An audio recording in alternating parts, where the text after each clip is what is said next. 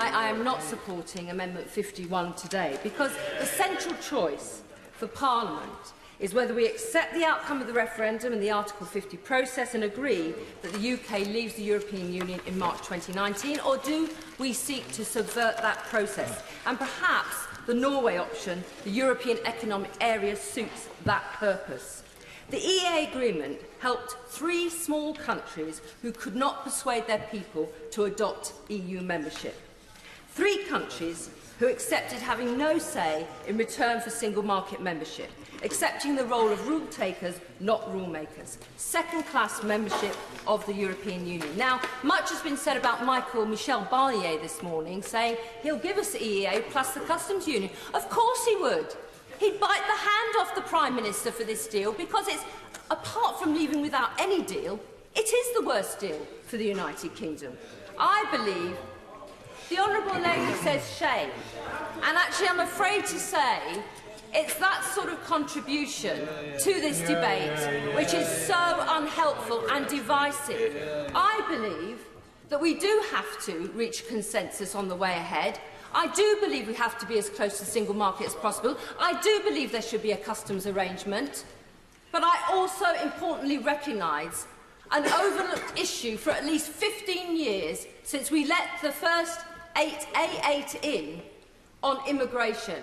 I'm afraid she doesn't reflect that on behalf of her constituents. No, I won't give way. No, thank you. I'll give way to my honourable friend. Thank you. Can I just say to my honourable friend, she and I may disagree, but she's making an excellent speech, and she's right what she says about the tone of this debate. It must be done properly. I thank my honourable friend because there will be a point when we leave the European Union, when on this side of the House we have to work out what are our policies for the challenges that our country faces ahead, and I know that on those areas we will come together. There is no precedent for a country the size of the UK leaving the European Union. It is new ground. It demands a new relationship, and that is not a replication of Norway. The terms of the EEA membership clearly do not allow the sort of changes to freedom of movement that some of my right honourable and honourable friends have suggested. The only provision affecting migration is the Liechtenstein solution, a temporary break on immigration in the event of an economic crisis, a provision for a country with a population half the size of my constituency, Don Valley. That is not an adequate response to public concern, to lack of control the UK has had over EU migration since 2004. And I would say to my honourable friend, the member for Streatham, there are many people from the black and ethnic minority community who also voted leave, who are also concerned about free movement. So to move forward, we cannot just cobble together an idea that the EEA amendment puts together. There has to be an end to freedom of movement, just in the way my honourable friends on the front bench have suggested, and then we, out of that, decide what sort of migration we want in the future. And my constituents, who have been insulted, those Leave constituents, day in and day out, by some of the comments in this place and outside, are not against all migration. But they do want to have a sense that we can turn the tap on and off when we choose, but also they want us to answer the question, why hasn't Britain got the workforce it needs? Why is social mobility stopped? Why do we train fewer doctors? Why do we train fewer doctors than Holland or Ireland? And why are these jobs dominated by those in the middle and upper classes so my constituents don't get a look in? So, Mr. Speaker, I will be voting for the Labour amendment because it seeks to delete the EEA option. It's not perfect. And if that is lost, I will vote against Amendment 51. And I urge this House to reject that amendment and begin to face up to the policy challenges of life after Brexit. Thank you. Anna Soubry. Thank you very much, Mr. Speaker. I'm sorry, Mr. Speaker. I know it's courtesy, but it is not a pleasure to follow the Speaker, the Honourable Lady, Right Honourable Lady for Don Valley, somebody who I have admired for many years, but have found that to be one of the saddest speeches that I've ever heard. I will be voting. Right, well, I'll tell you why.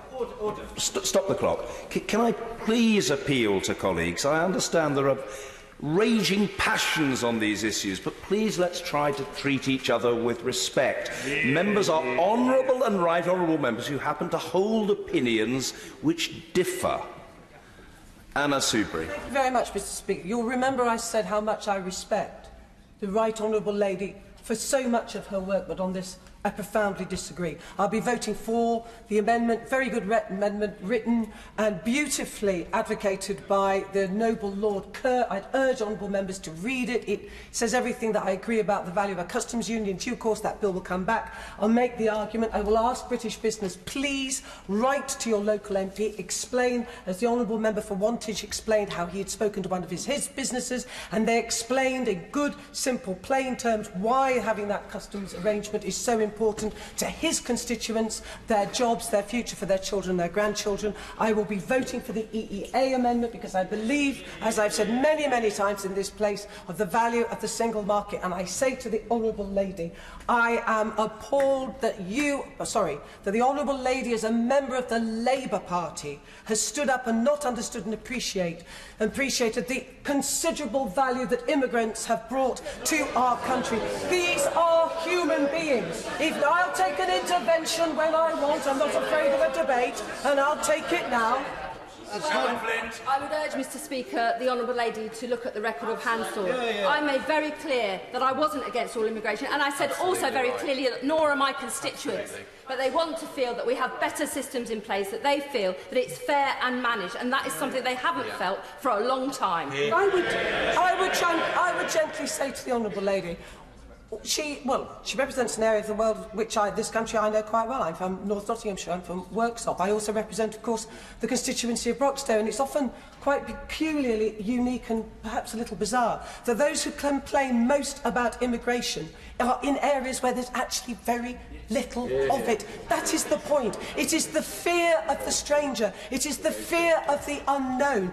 These are the arguments, the positive side of immigration, that we have a duty as members of Parliament in our constituencies to make the positive case for immigration, to have those debates with our constituents. And it's true, and I agree, that in some parts of our country there's been a large number of people who have come in, but these are invariably Polish people, Latvians, Lithuanians, who do the work that in reality our own constituents will not do.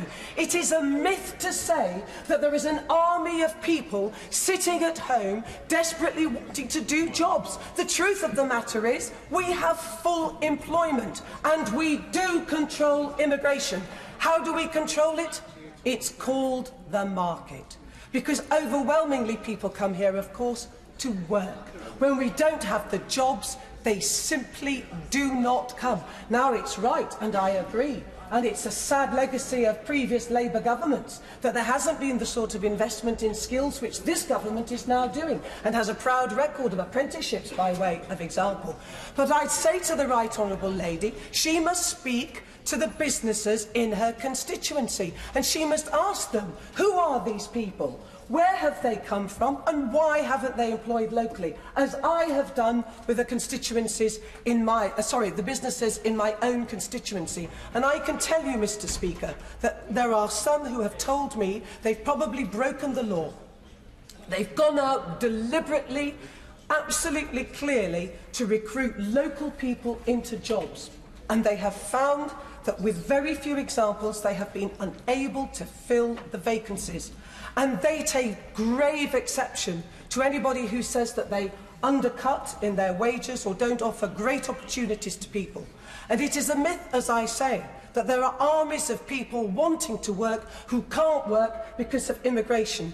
And the huge danger of the argument being advanced by some honourable members opposite, as the honourable member for Streatham has said, you will play into a narrative that instead of looking at other factors in life, turns to the stranger, and history tells us the danger of doing this, and blames the foreigner, the unknown, the person with a different coloured skin or accent, when actually there are other reasons for the discomforts and the problems that they have in their lives. So I say to honourable members opposite, be proud of your fine tradition, and what you should be doing is advocating the case for immigration and then saying this: suck it up.